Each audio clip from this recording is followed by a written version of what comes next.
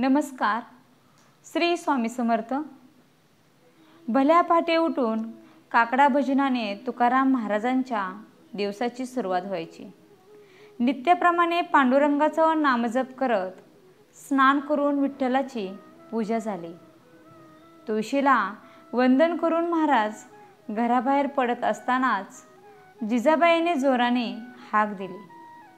काही काळजी आहे का हो संसाराची, पोरीची? तुम्हाला फक्त विठ्ठल विठ्ठल करायला पाहिजे. महाराज शांतपणे म्हणाले, आवले, योग्य वेळ आल्यावर सर्व काही व्यवस्थित होतं. योग्य वेळ येऊन द्यावी लागते. परंतु जिजाबाईची नेहमीचीच कटकट ऐकून महाराज एक दिवस जवळच एलवडी नावाचं गाव होतं आणि तेथे मुलगा पाहण्यासाठी गेले.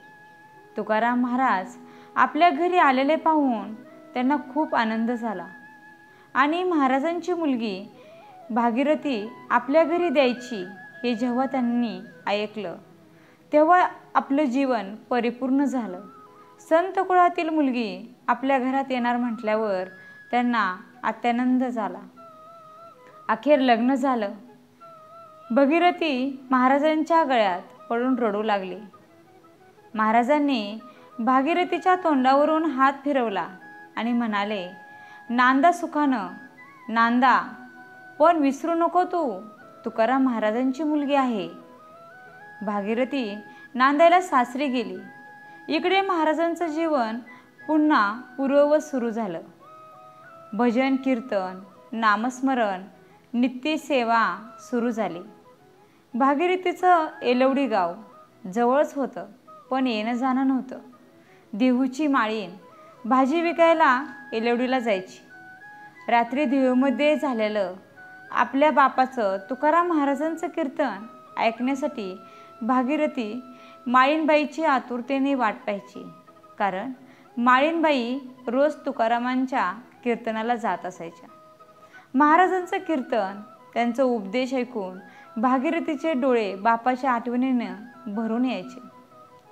माळीनबाईच्या रूपानं आपल्या पित्याचं महाराजांचं रोज दर्शन होतंय आणि या भावनेनं भागीरथी कृतकृत्य व्हायची. अखेर तो दिवस आला तुकाराम महाराजांचा वैकुंठ गमनांचा. फाल्गुन वैद्य द्वितीया सोमवारचा दिवस होता. प्रथम प्रहर प्रांतकाळ. बीजेच्या दिवशी शेवटचं कीर्तन केलं.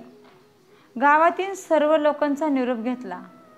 भागीरथीला सांगावं, पण तिला माझं वैकुंठाला जाणं सहन होणार नाही आणि म्हणून तुकाराम महाराजांनी वैकुंठ गमन केलं.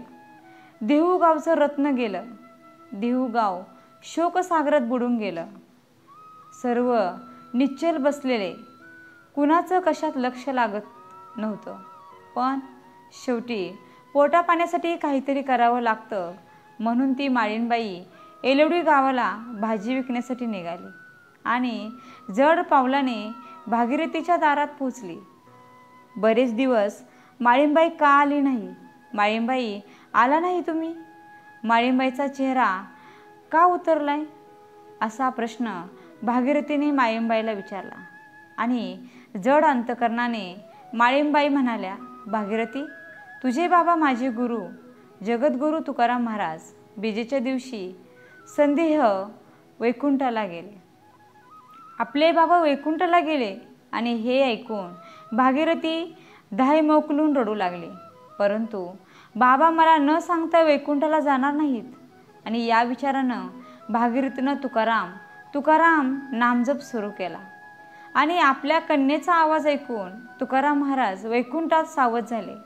प्रभू नारायणाची परवानगी घेऊन भूतलावरच कार्य पूर्ण करण्यासाठी महाराज भागीरथीच्या घरी आले. भागीरथी असा आवाज दिला. वैकुंठाला गेलेल्या आपल्या बाबांचा आवाज ऐकून भागीरथीने धावत येऊन तुकाराम महाराजांना कडकडून मिठी मारली. आनंदाश्रू गळगळ वाहू लागले. भागीरथीला शांत करत महाराज म्हणाले, बाळा, किती त्रास करून घेतलास? तशी भागीरथी म्हणाली, बाबा, तुम्ही नाही तर जगण्यात अर्थ काय? कुणासाठी जगावं? तुकाराम महाराजांनी भागीरथीच्या तोंडावरून हात फिरवला. भागीरथी म्हणाली, बाबा, मी तुमच्या आवडीचं गोडधोड जेवण करते. महाराज म्हणाले, भागीरथी, मी आता न जेवणाऱ्या गावी गेलोय. आपल्या भागीरथीला मायेनं जवळ घेतलं आणि वैकुंठला जाण्याची परवानगी मागत परत हाक मारू नको अशी विनंती केली. तशी भागीरथी म्हणाली, बाबा, तुम्ही गेलाय असं वाटून देऊ नका. मी हाक मारणार नाही. आणि भागीरथीला आशीर्वाद दिला. भागीरथीचं जीवन परिपूर्ण झालं. हे बाप लेकीचं अलौकिक नातं आहे.